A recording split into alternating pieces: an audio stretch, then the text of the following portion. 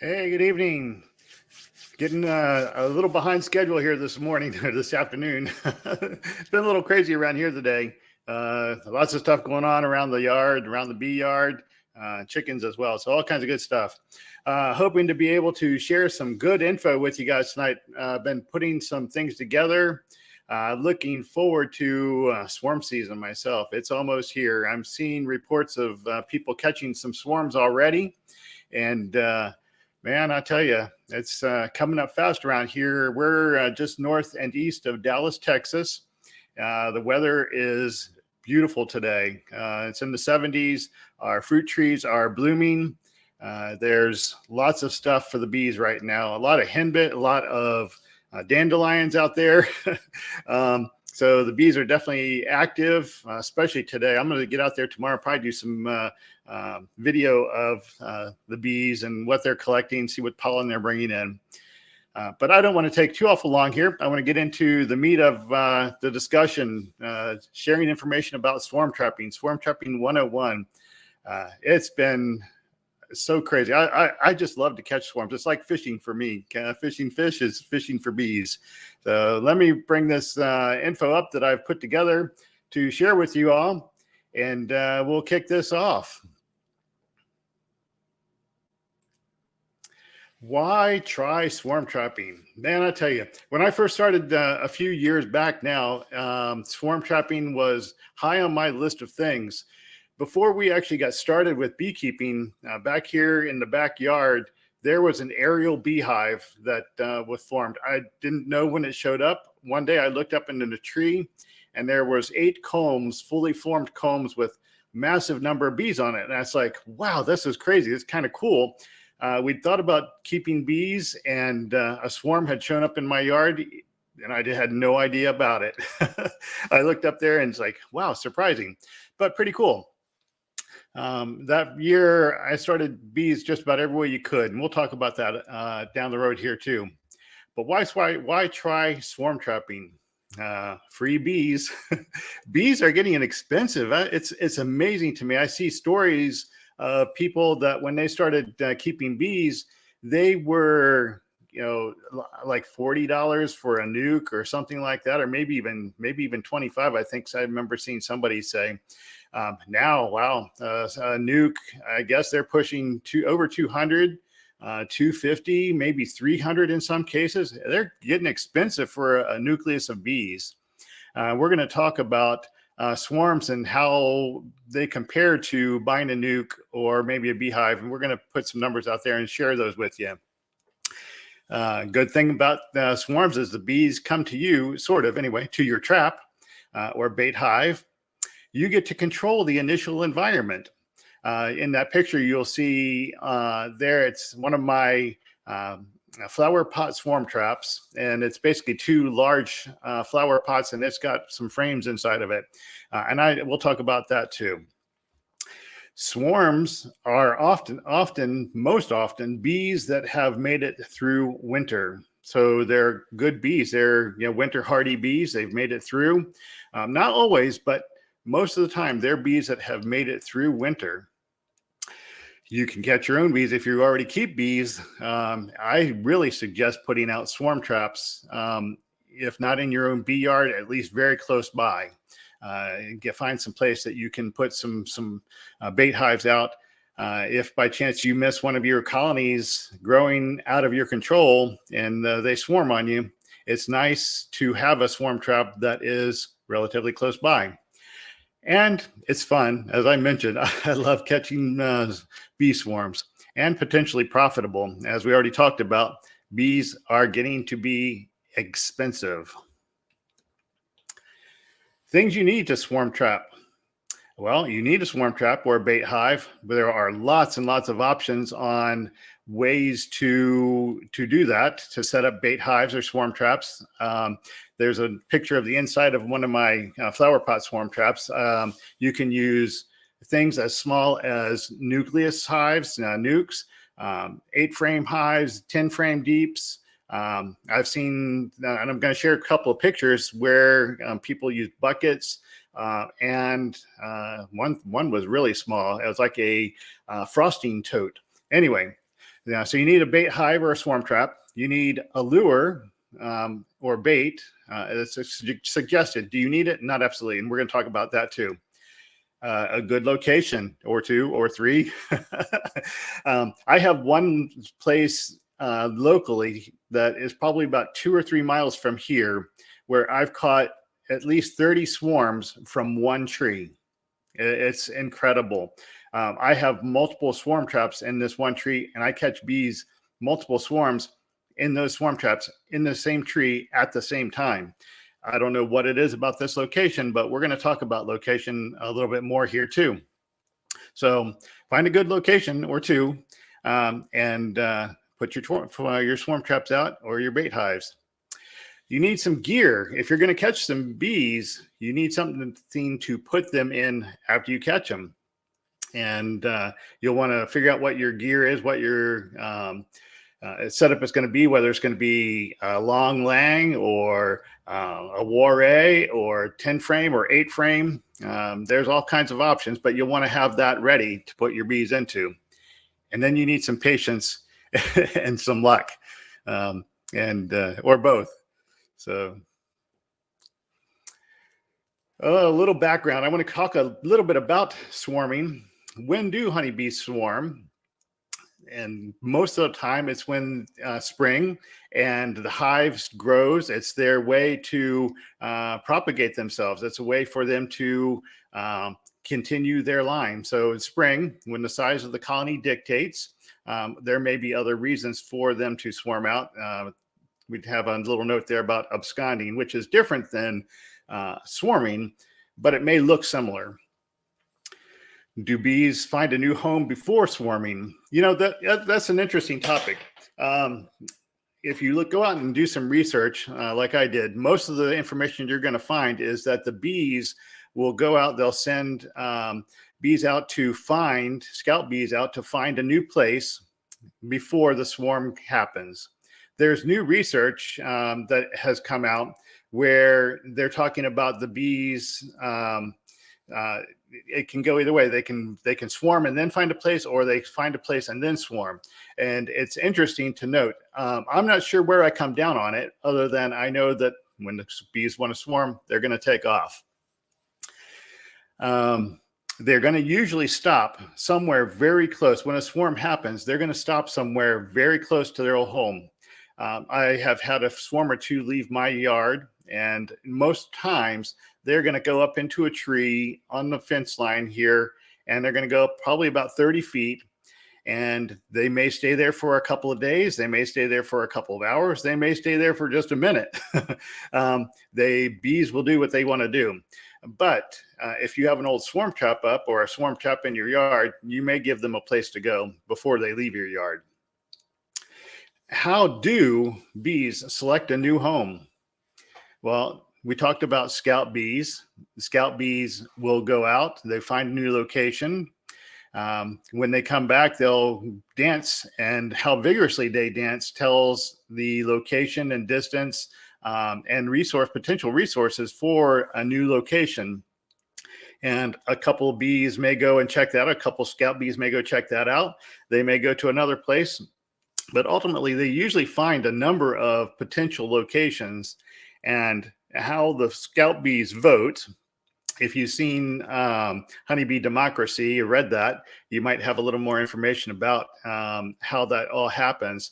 But they basically have a vote, and the best location wins. That's where the bees all get together and say, okay, yeah, this is probably it.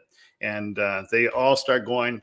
And it's interesting, if you have a swarm trap out and you start seeing bees, you may see 1 or 2, and then you might see 5 or 6, and you may see 20 before the swarm actually shows up. It's very interesting to watch a swarm trap over a couple of days, or however long it takes for those bees to vote and see how many bees come in and see what happens.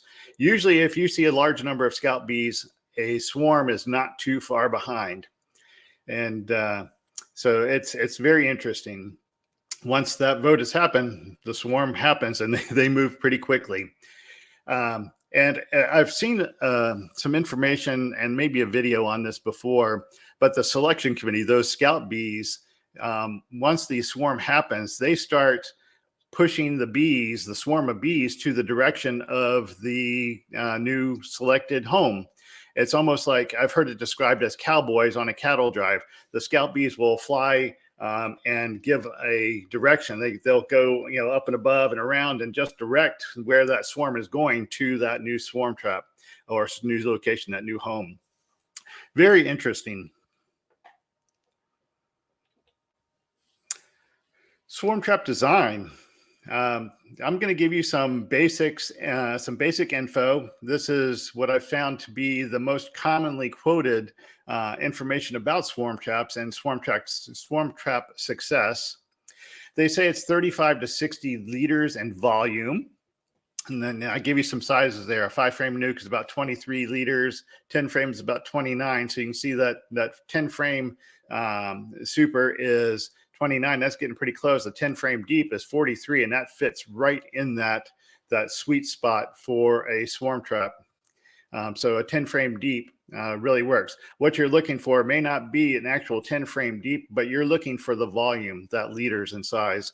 So I have a couple of 5-frame swarm traps that are extra deep. So that gives that extra size. It's I can't think of the name of it, but anyway, the size, you're looking for the liters. You want your swarm trap to be weather tight, rain, wind, and you want to try and keep out as much light as possible. The entrance, you want to keep to about 1.5 to 2 square inches, and you want to make sure that birds can't get in there. One of the things that we found too is that swarm traps make good wasp homes. So, you want to be checking on them. If you put out a swarm trap, stop by and take a look at it. Make sure you don't have a nest of wasps that move in there. And they definitely like that same type of area, that same type of space. You want to consider the ease of use of putting up and taking down your swarm traps. We've seen people talk about putting swarm traps up 15 feet in the air, and I can understand it. But when you're up on a ladder or dealing with a very heavy swarm trap, because now it's full of bees, and safety should definitely be considered. Definitely take some precautions. Keep yourself safe. I've seen the aftermath of people that have had accidents working at height with bees. You got to be careful. Weight. If you have an issue with weight, you got to take that into account. Some swarm traps are very heavy, and then if you throw another 8 pounds of bees into it, that's some extra weight. Some interesting note here, small traps around here, we're in Texas. So one of the things we have to consider is hot bees or Africanized bees, Africanized honeybees. And there's some research that has been put out talking about the Africanized honeybees swarm in smaller swarms. So they may tend to like those smaller swarm traps. So it's something to be careful of. And that's based on a study right there you can see out of the University of Florida. But some really good info. So, take into account the size of your swarm trap. Swarm trap design, size matters. We were just talking about this. Smaller swarm traps tend to attract smaller swarms, and the bigger swarm traps can tend to attract larger swarms. And larger swarms are, I've caught some that were upwards of 10 plus pounds of bees, and that's incredible. Multiple boxes required to put that number of bees in. Single deep wasn't going to fit them. So that's one of those really nice things about having bigger swarm traps. Again, size matters. How big are swarms of honeybees? The weight average swarm, and this is just averages, average 6 to 10 pounds. If you consider a package of bees, usually comes with about 10 to 11,000 bees. If you double that, 6 pounds, you're talking 20 plus thousand bees. So that's a good average to think of. And then the number of bees, we talked about that. The average is 25 to 30,000 in an average swarm. Should you put frames in a swarm trap or a bait hive? I do. Is it required? No. But it makes it a whole lot easier when you catch a swarm and they move in, to move them from the swarm trap to your gear, whatever that gear is going to be. Hey, Cal, it's good to see you. So putting frames in a swarm trap is what I prefer to do. And I talk about that in a couple of other videos that we have on the channel. But there's some other things, other benefits to it. It lessens the need to cut, comb, and band it. Do you guys know what banding the comb is? Some people may be new. Basically, if you have a swarm, they will build comb like crazy, really, really fast. If you don't have it on frames, they're going to build it on the inside of the trap. And what you have to do many times is to cut that comb out and then move that into an empty frame. And then you can use rubber bands to band it in, or there are a number of other methods to band that comb into the frame, into your equipment. So it's really interesting too, is that when you have to cut that comb, oftentimes it's either full of nectar or pollen, or the queen has already started to lay, and you don't want to give that up if you don't have to. So that's one of the things you'll want to look at is, banding your comb if you don't use frames and they don't build on the frames. The other good part of that is it lessens the disruption to the bees. You want to catch a swarm and you want to keep it. And we're going to add some more tips here at the end too, talking about how to keep your swarms that you catch. I've seen many times when people catch a swarm and that swarm swarms again. So any disruption that you can lessen to that swarm of bees, the better off you are. And as mentioned, the swarms build comb like crazy. And it's really nice comb, very white comb. But consider using used bee equipment. I'm going to talk about this just a little bit because this is some people might disagree with this.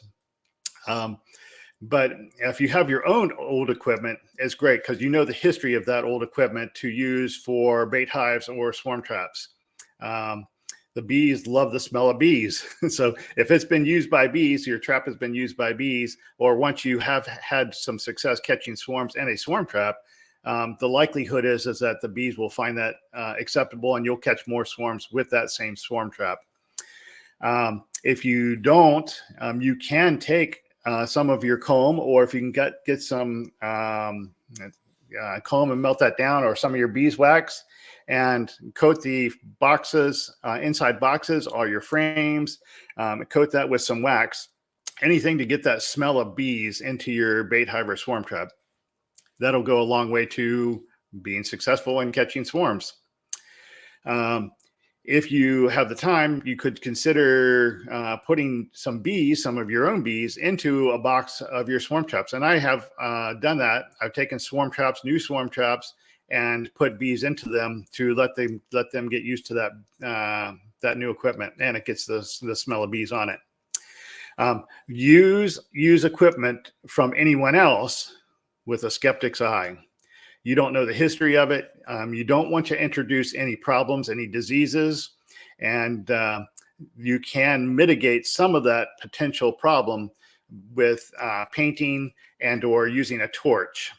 Those boxes that you see there in that picture, I picked up from a commercial beekeeper who was really successful, but these were past their date, past their prime, and I still went through and cleaned them all out, torched the inside, and redid the whole thing, the whole stack there. And one of those is a swarm trap, and one of them is a solar wax melter. That's how old it was. But anyway, if you use old equipment, just be careful, especially if you get it from somebody else. You don't want to introduce problems. Where should you put swarm traps? Finding places to put swarm traps is really key to being successful at catching swarms. Obviously, if you don't put something out and you don't catch bees, within a season, you probably need to find a different place. That's why it's always good to have multiple places to put swarm traps, because you never know where you're going to find them.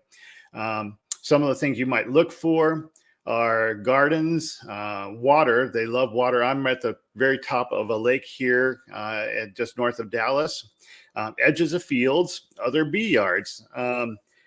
I know some people had talked about this, and I had talked about putting a swarm trap near another apiary. It's definitely one of those that I don't necessarily go out to try and catch someone else's bees, but at the same time, it's better to catch those bees than have them move into somebody's house, or find a place that's not where the bees want to be, and give them a home.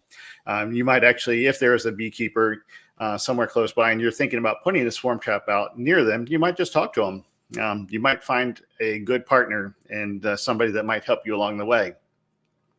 Ask around. In your neighborhood. Facebook is a great place. A lot of beekeeping forums, a lot of community forums on Facebook. Or if you happen to go to farmers markets, there's a lot of resources to find places to put swarm traps. When you put your swarm traps out, make sure they're visible. Make sure you don't put them into like a deep cedar tree or anything like that. You want to make it fairly easy for the bees to find the location and for a large swarm to move in. If they're having to dodge through all kinds of stuff to get to your swarm trap, it's one of those things you want to make it as easy as possible, not only for the bees, but when you're going to take that down, you want to make it sure it's easy for you to get to. You might want to hide it from other people, but make sure it's accessible and easy for the bees to get to. How do bees find the swarm traps? Navigation. The bees often use landmarks, the edges of roads. We talked about the edges of fields, things like that. Special trees, a tree that kind of stands out. You go look at a field and you take a look, and there might be a way if you're looking at the field, you might say, man, that tree looks kind of cool. And the bees might also think that too. So when you're putting your swarm traps out, pay attention to what sticks out, what sticks out to you, because it's likely going to stick out to the bees as well.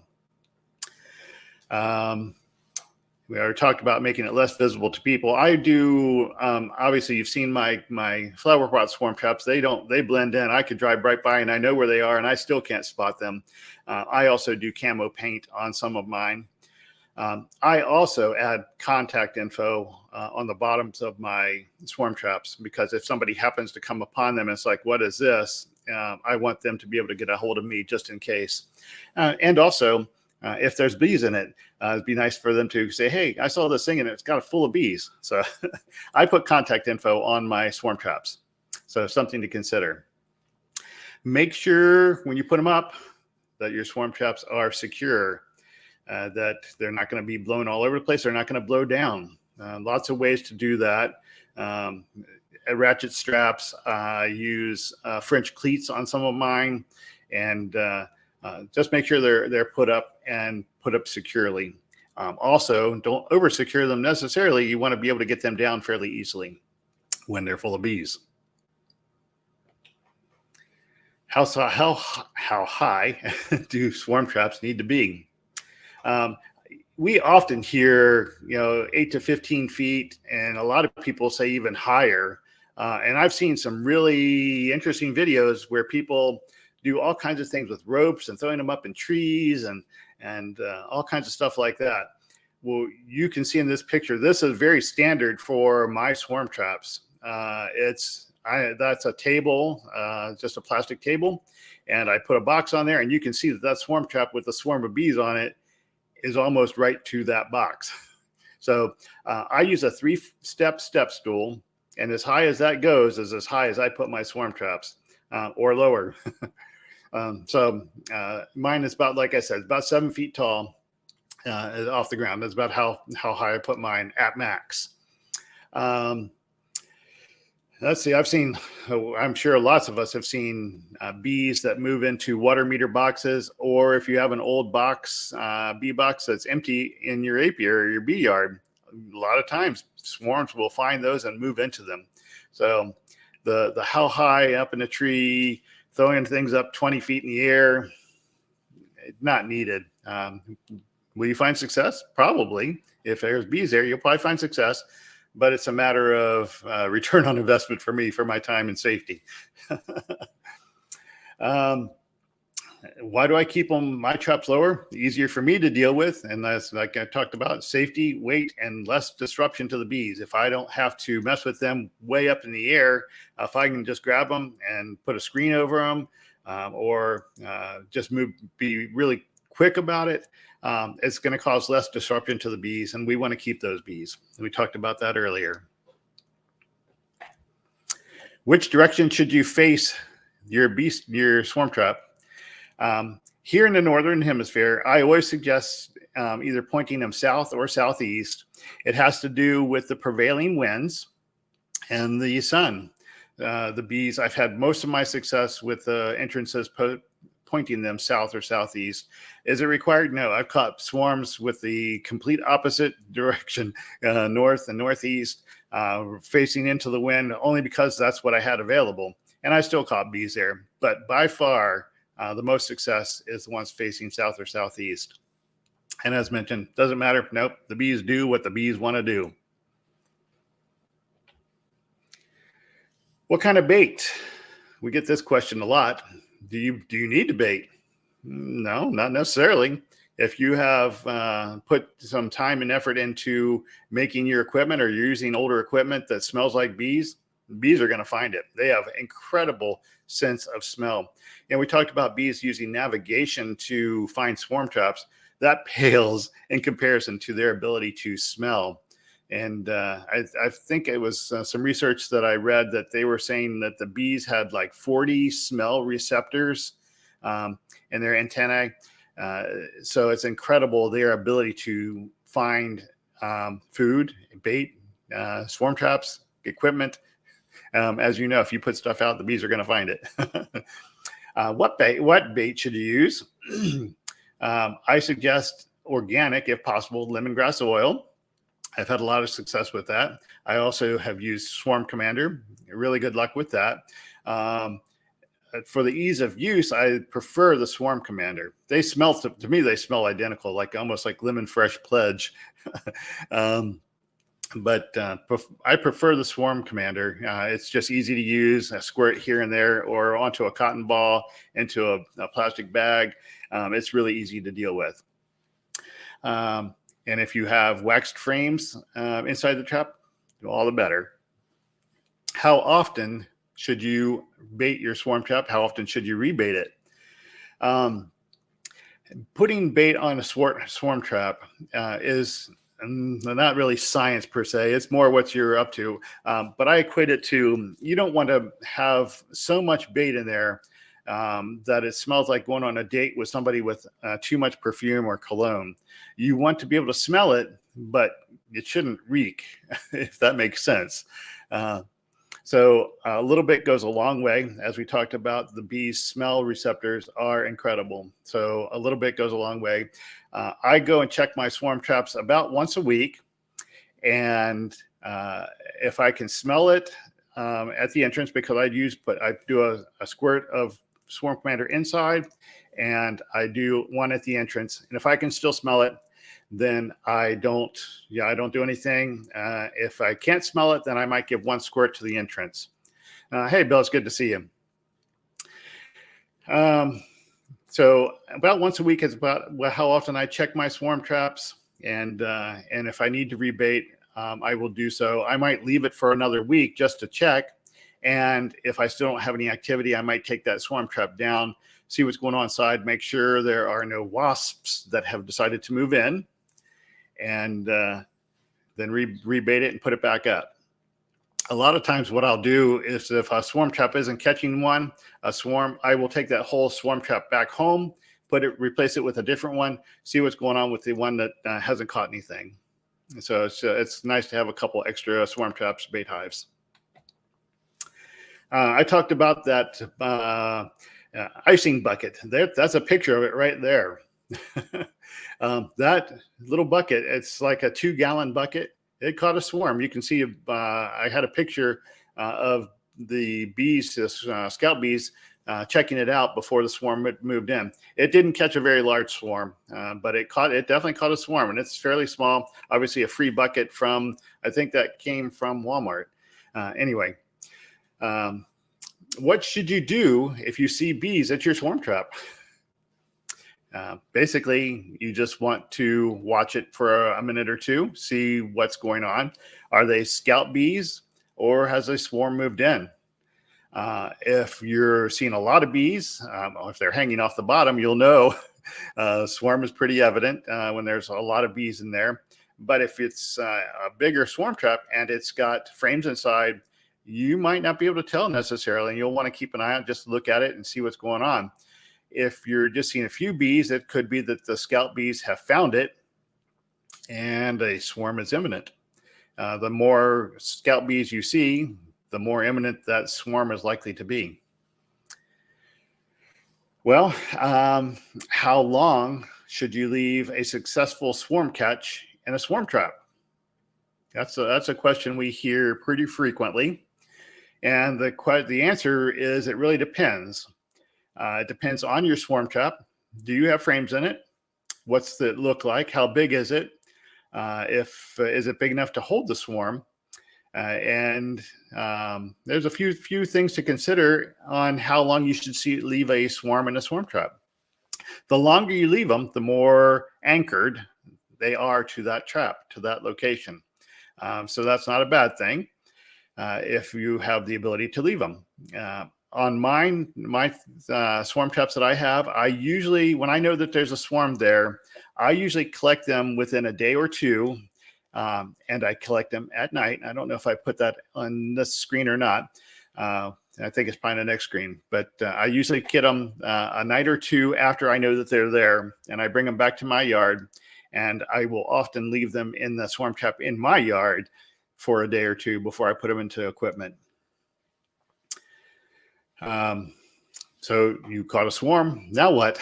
You got a bunch of bees in a box or a flower pot, as the case may be, or a bucket. I did see one guy that did, and there's probably several guys that have done swarm traps using coolers, like igloo coolers. And that's kind of cool. It's funny, if you get the right size, they actually work out pretty well. So that was kind of just a side note there. Things to consider. Transportation. You have to get your bees from the location that you've caught them back to your bee yard. You can use car, truck, SUV. I wouldn't suggest Uber or Lyft. Probably not a good idea. Traveling with bees, I have a pickup truck, so I usually put them into the back. I usually make sure that they're in a place that they're not going to roll around. They're not going to bounce around too much. And so I anchor them into the bed of my truck. Depending on what's going on, I actually can put them into the inside of my truck. But if I do that, I usually make sure that the entrance is really screened off. I've smoked them, make sure there's no bees on the outside. And sometimes I'll actually put them into a laundry bag, one of those mesh laundry bags. That is an option for holding your bees in place if you need to put them inside the cab of your vehicle. So a laundry bag. And I always like to do that too when I sell bees. If somebody comes in a car, I usually put them into Easy Nukes, and I put the Easy Nuke into a laundry bag and send them home that way. That's a lot safer. So make sure you have a way to safely take them, as we're talking about. I usually pick them up at night. You're going to want to keep as many bees as possible from the swarm that you've caught, and put them in. Getting them at night, you're going to have most of the bees back at the swarm trap. A lot of times they'll be on the outside. Some will be on the outside. If by chance, that picture where you saw that big cluster on the bottom of that swarm trap, what I'll do many times is just bring my equipment with me and move them into my box, my 10 frame deep or what have you. I'll move them into that and then leave that there for a night, and then come back and seal that up and take the whole hive back to my bee yard. So that's an option too. If by chance you get a big cluster on an outside of a swarm trap, you can move them into equipment, leave them there in place if you can, and then screen them off and bring them home. Um, what's the best time? We talked about that. After dark, when all the field bees are back, they're going to be out searching for resources. They've found a new home in your swarm trap. They're going to be out gathering resources. So you'll see bees bringing in pollen. That's a surefire way to tell if your swarm trap has actually caught a swarm. They're actually inside your swarm trap. If you watch, you can see the bees bringing pollen in. A real brand new swarm may not have pollen right away, but they're going to go out and start searching very, very quickly. So anyway, collect them after dark and bring them to make sure they get as many bees as you can. By the way, and if any of you guys know what happens to the bees that you don't catch from a swarm, do you know? I have thought, and I've told people before, that the bees that I don't get from a swarm will likely go back to the hive that they came from. But, I've done some talking with some really experienced older beekeepers, and their take is that they'll form another small cluster, and most of the time they just die off. They don't go back to their hive. I don't know one way or the other, but it's an interesting question. So if you don't catch all the bees, they just may be lost bees. When you get them back to your yard, do you open the trap right away or whatever equipment? And that depends too.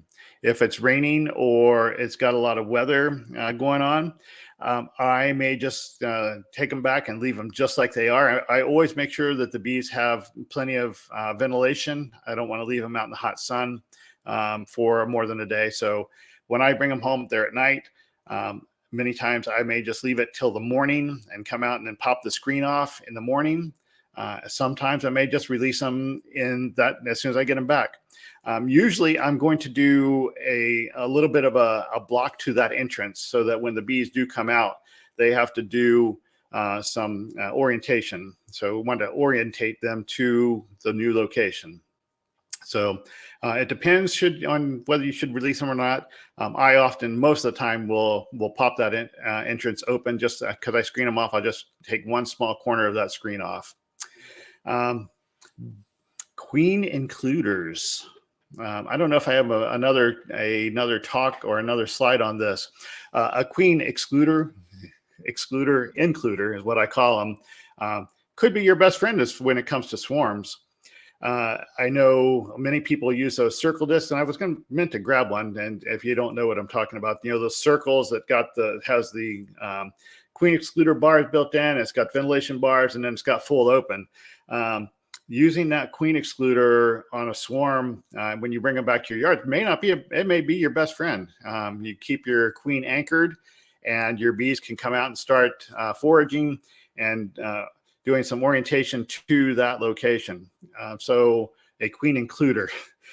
What you can do, and I've seen a lot of people do, is actually cut those plastic ones and put those across like a 10 frame bottom board.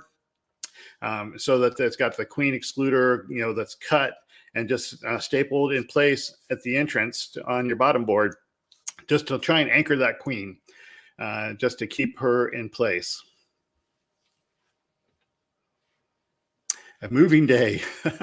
I call it moving day. Bees get their forever home, so to speak. You want to get your bees into your equipment as quickly as feasible, with as least disruption as possible. Take things slow. Do you need to find the queen? I know some people have commented here. Do you need to find the queen on a swarm? How many queens are there in a swarm? Does anybody know? I have found multiple queens in swarms.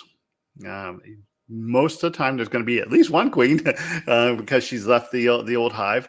But many times we see multiple queens. There'll be virgin queens and maybe an older queen in swarms. So do you need to find her? No. The bees, when you're collecting swarms from a swarm trap or on the ground or in a cluster, the bees will tell you where the queen is. They will do their pheromone, their Nasonoff. They'll release their Nasonoff gland. And if you watch for what the bees are telling you, you don't necessarily need to see the queen to know where she's at. So that's just one of those tidbits, and not a whole lot of detail about that here, but as it relates to swarms. But you don't necessarily need to find the queen right away when you're collecting a swarm. It's great if you can, because you can put her in clips and things like that to, again, anchor that queen into the new place. So not necessarily. Plan ahead. Make sure you have all your equipment when you're going to put them into your equipment. Move slowly. Have all your stuff. Get your frames. Internal feeders. Do not. I suggest not having external feeders for hives, or especially swarms, especially if you're moving them into a yard that has bigger hives, because as sure as you do, the bees around will find that, and they will abscond, or they'll rob any resources that they can find. So if you're going to feed swarms, and I suggest you do, feed them internally somehow. I have used both frame feeders and the entrance feeders, but I don't put them on the entrance. I use the bee bar. I think I've got one here. I can show you this little bee bar. It's a little feeder lid.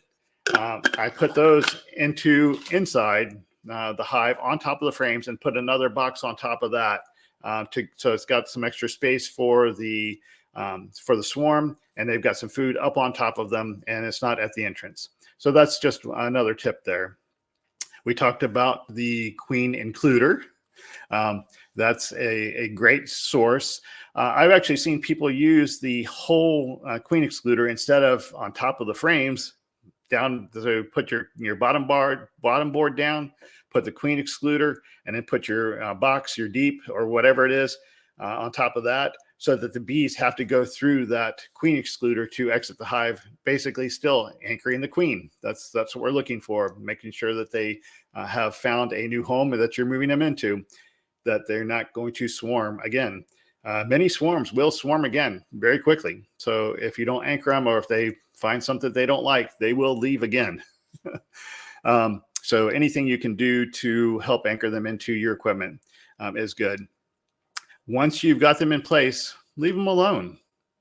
Put them in place, feed them, get everything all set, and then walk away. Don't bother them. Don't go check on them. Leave them alone for at least a week. And sometimes a little bit longer, but don't go messing with your swarms once you caught them and got them back to your place. Don't disrupt them. Let them do their thing. Other tips and tricks. We're getting to the end of this presentation, but should you feed a caught swarm? We talked about that. Yeah, I definitely suggest you feed your swarms. How much? Get them set initially. At least this jar. This is like a quart jar. When I put those in, I usually put 2 in on a swarm. If you're using a frame feeder, 1 gallon frame feeder is sufficient. Go ahead and fill that up and leave them alone. How long should you feed your bees? What you caught a swarm? Keep feeding them until they stop taking the feed. They'll keep building. Just keep feeding them until they stop. If there's a lot of resources out there, the bees will stop fairly quickly. And if there isn't, then you've been feeding them and they've got a great resource. We talked about how to keep them from swarming again. It's all about anchoring. If you have a frame of eggs and larvae from another hive, if you're an existing beekeeper, giving them an extra resource of eggs and larvae from another hive is another way to anchor the bees into your equipment and keep them from swarming again. Should you requeen a caught swarm? I do, but usually not until the next spring after I've caught them. So unless there's some other situation that I've got the bees and they need a new queen, if I find, I get in there and I start seeing some things that just makes me question, because, remember that most of the time the swarms have an old queen. They have left from an existing hive. So there are times when you might need to think about requeening earlier. But I requeen all of my caught swarms. In fact, I requeen all of my hives at least every other year. Mainly because of where I'm at, we have a history of catching hot bees. And it's no fun to have hot bees. I have neighbors. I'm on 1.25 acres here, just north of Dallas. And my neighbors are about 200 to 300 feet away. So there's plenty of space, but mean bees don't care. My neighbor over here behind me got stung in the eye. When I had a hot hive, I actually had told them, be careful, just let you know I'm working with the bees, that I know I've got some bad ones. I'm getting ready to requeen them, take care of them. She said, oh no, we love the bees. That next day I saw her and her face was swollen up. One of the bees had gotten her. So for that reason, I requeen all of my bees probably every other year, and swarms usually the spring after I catch them. Have you heard of tanging as a way to keep your bees? If you have a swarm that is leaving your yard, tanging is basically banging metal pieces together to get your swarm to land very quickly. In theory, I haven't tried it, I've seen it. But tanging, to get that, it causes some type of air disruption, sound disruption, causes the bees to land. So that might be one way to, if you see some bees that are leaving your yard, to do that. Another tip, different kind of bait hive, so to speak, is a Russian scion. And that's another kind of interesting way to catch bees, mostly in existing bee yards, but I've seen other people use it to catch swarms. Basically, it's I wish I could have found a picture. It's a bar that hangs down that you usually put like slum gum, your old melted wax, the propolis, and all that stuff. Just all the waste that you slather that on a bar, like a 2x4 or whatever, that hangs down from a lid that you can suspend from a tree or a post, and gives something really for the bees to go land on if they're swarming. Something for them to, it's kind of like a rest area, a rest spot.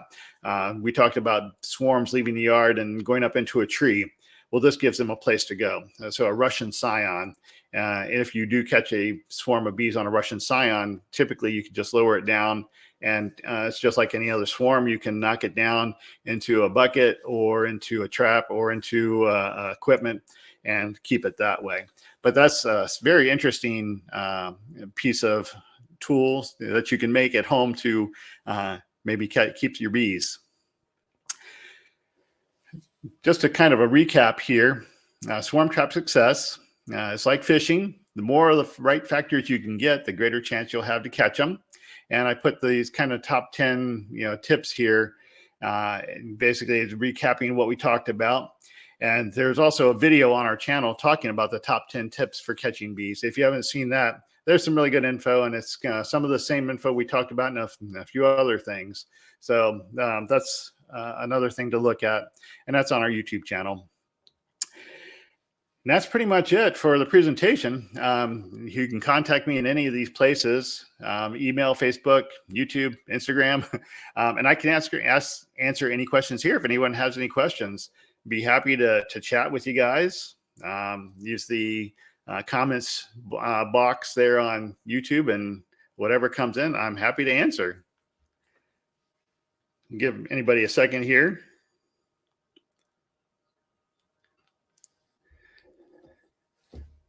Well, I'm not seeing anything. If you have any questions, feel free to send me an email. And I love to talk about bees, talk about gardening, talk about native plants, what's good for bees. It's a lot of cool stuff out there. I learn something new with the bees every time I work with them. And so it's very cool. Well, I'm not seeing anybody post anything. I appreciate you guys all hanging out here. Hopefully you found this useful. If you did, I appreciate a thumbs up on the video. It helps us out, and we'd love to put this stuff together. I've got some more info coming, talking about building a bee yard, building something that's great for bees in your bee yard, in your garden. and what's good for pollinators. We're going to have that coming up here probably in the next couple of weeks. So if you're interested, stay tuned. We look forward to sharing with you. And with that, I guess we will call it a night. I appreciate it, and thank you guys, and we'll catch up again soon.